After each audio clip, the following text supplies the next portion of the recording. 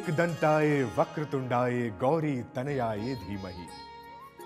गजेशानाय भालचंद्राय श्री गणेशाय धीमहि। नमस्कार, मैं रूपक महागणाधिपति गणेश के एक नए एपिसोड में आपका स्वागत करता हूँ। नमस्कार, मैं अपेक्षा गणेशोत्सव के 5वें दिन महागणाधिपति गणेश के 5वें एपिसोड के साथ आपका स्वागत करती हूँ। अपेक्षा, यदि मैं पूछूं कि गणेशोत्सव की विशेषता क्या है, तो मैं कहूंगी कि गणेश उत्सव की विशेषता है गणेश जी की झांकियां और उनमें गणपति के विभिन्न स्वरूप। बिल्कुल सच कहा। हम देखते हैं कि श्री गणेश की झांकियों में उनके कितने रूप और कितने रंग दिखाई देते हैं।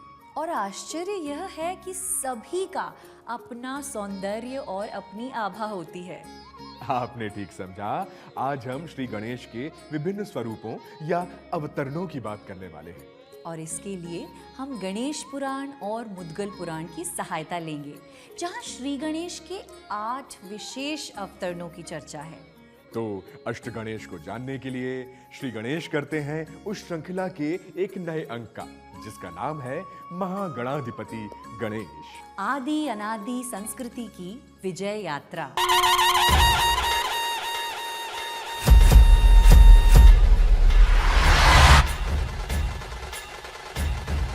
गणेश पुराण और मुद्गल पुराण के अनुसार गणेश के 8 विशेष अवतार हैं। वक्रतुंड, एकदंत, महोदर, गजानन, लंबोदर, विकट, विघ्नराज और धूम्रवर्ण। ये सभी नाम हमने सुने हैं और इनके पीछे के कुछ आख्यान भी हम जानते हैं, लेकिन हमें इनके गूढ़ अर्थों को भी जानना चाहिए। तो चलिए इन अवतरणों के साथ आदि अनादि संस्कृति की उस ज्ञान परंपरा को समझने का प्रयास करते हैं, जहां संकेतों में संदेश दिए जाते थे। और हम आरंभ करेंगे श्री गणेश के पहले अवतरण से, जिनका नाम है वक्रतुंड।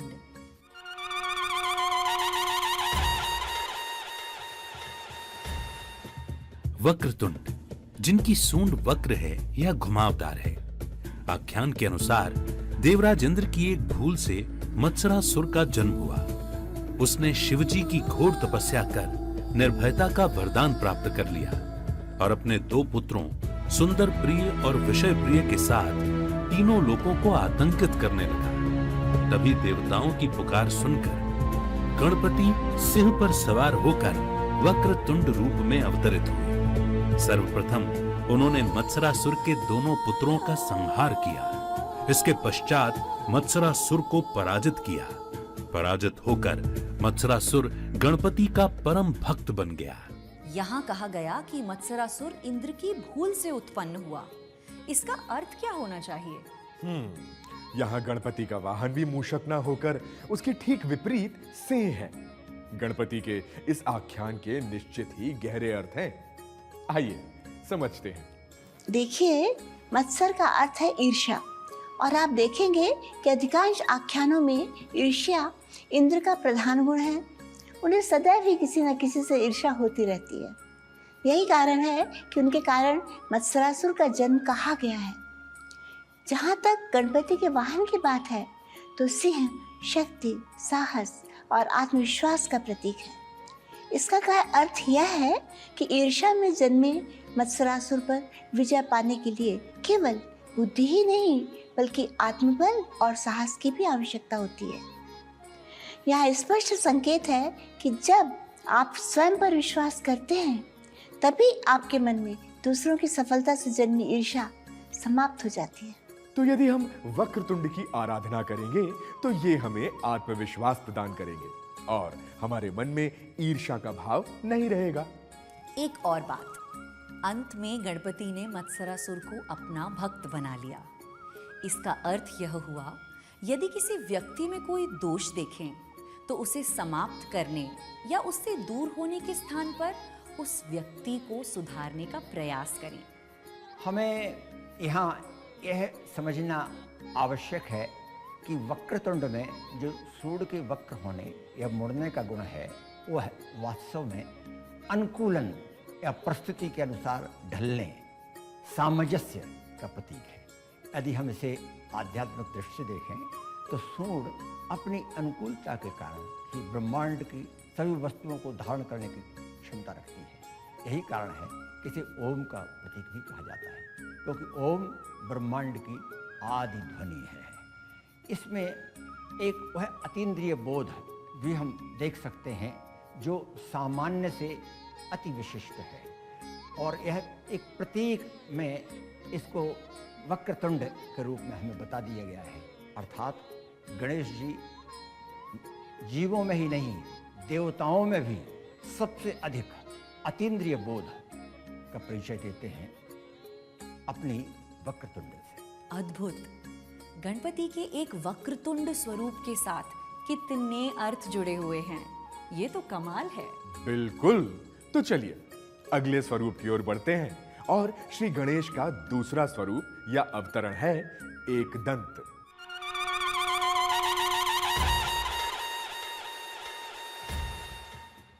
श्री गणेश के एक दंत रूप से कई आख्यान जुड़े हुए हैं। एक प्रचलित आख्यान के अनुसार मदासुर नामक राक्षस को मारने के लिए भगवान गणेश 4 भुजाओं, विशाल उदर और गजमुख के साथ एक दंत रूप में प्रकट हुए। उनके हाथ में पाश, परशु, अंकुश और एक खिला हुआ कमल था।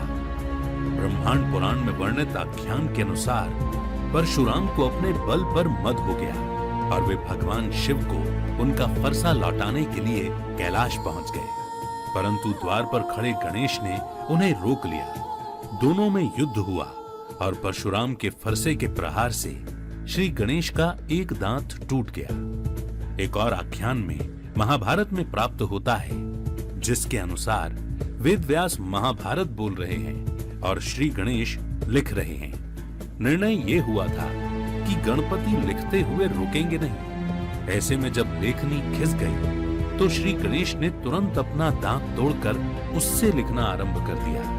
ये उनके त्याग का प्रतीक है।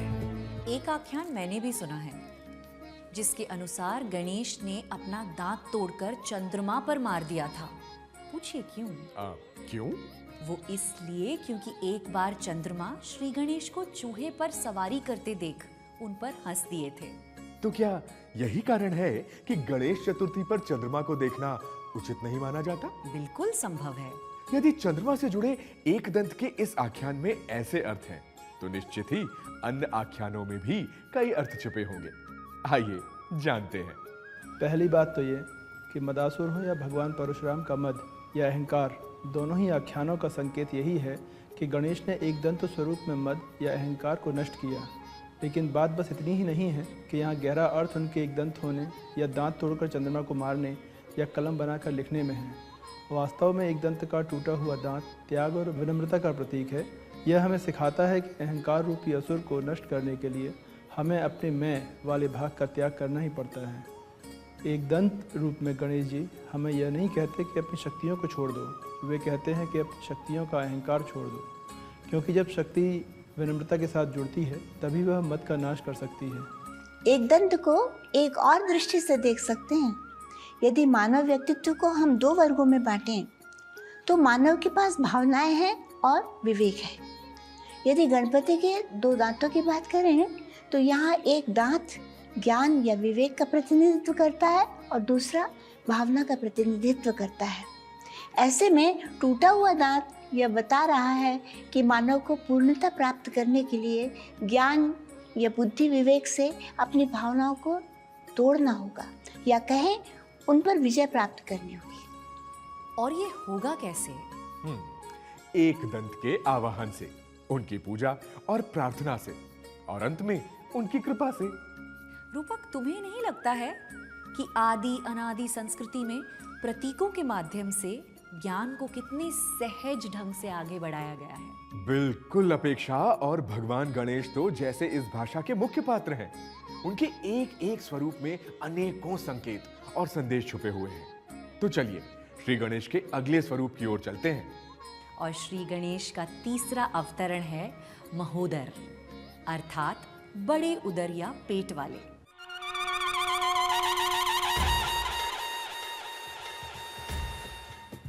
मुद्गल पुराण के अनुसार एक बार भगवान शिव गहन ध्यान में थे।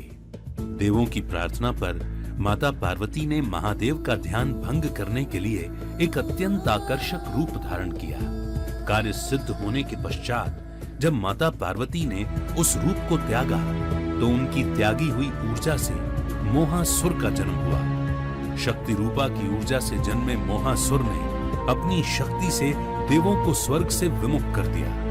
अंततः भयभीत देवों ने सूर्यदेव के परामर्श से महोदर गणपति की आराधना की और जब मूषक पर सवार होकर प्रसन्न चित्त महोदर मोहासुर के नगर में पहुंचे तो उनके दिव्य तेज और विशाल उदर को देखकर ही मोहासुर का मोह भंग हो गया और उसने बिना युद्ध किए ही गणपति की शरण ले ली।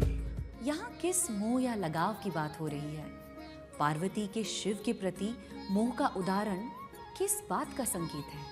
और महादेव स्वरूप में गणपति के मोहासुर पर विजय का क्या संकेत है? आइए समझते हैं। यदि आप ध्यान से देखते हैं तो यहाँ दो बातें हैं। एक मोहासुर यानी मोह, जिसका अर्थ है किसी वस्तु या व्यक्ति में अत्यधिक जुड़ जाना, आसक्त हो जाना, जिसका संकेत हमें देवताओं और माता पार्वती के शिव के प्रति मोह के रूप में प्रकट किया गया है।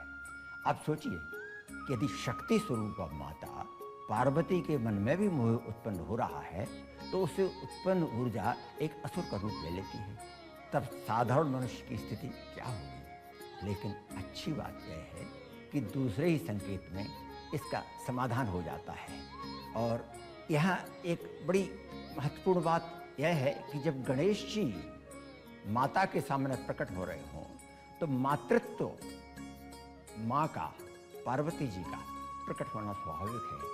इसीलिए सौंदर्य लहरी में तो यह कहा गया है कुमारवद्यापि, आज तक कुमारी हैं गणेश जी और स्वामी कार्तिक जी। उनके पुत्र शिशुवत बराबर बने हुए हैं और पुत्र माता के सामने शिशु जब आ जाता है तो उसका मातृत्व ही उभरता है। दूसरा संकेत है महोदर यानी बड़ा पेट, जो सब कुछ स्वीकार करने का या पचा जाने की क्षमता का प्रतीक है। सुख दुख, सफलता असफलता, जय पराजय, जब हम जीवन में हर स्थिति को बिना किसी प्रतिरोध के स्वीकार कर लेते हैं तो मोह अपने आप निर्बल हो जाता है। इसीलिए आख्यान का अंत देखिए, वहाँ श्री गणेश का महोदर रूप देखकर मोहासुर युद्ध नहीं करता, वो पराजय स्वीकार कर लेता है। इसका अर्थ है जिसको मन में संतोष लाना है, सुख और दुख दोनों को स्वीकार करने की क्षमता लानी है, उसे श्री गणेश के महोदर स्वरूप की ओर देखना चाहिए और उनके जैसा बनने का प्रयास करना चाहिए। लेकिन मैं अभी संतुष्ट नहीं हूं। मतलब ये कि मुझे श्री गणेश के अगले स्वरूप के बारे में भी जानना है। और उनका अगला स्वरूप है गजानन, अर्थात वो जिनका सिर गज अर्थात हाथी का है।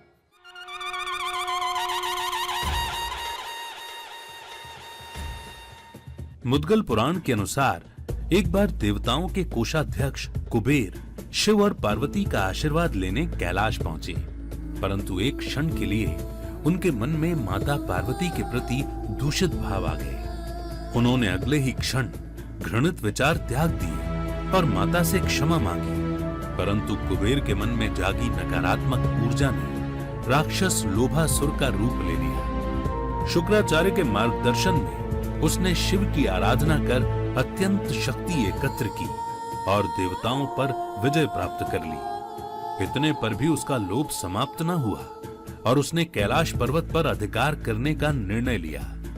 तब ऋषि रैभ्य ने भगवान गजानन का आवाहन किया।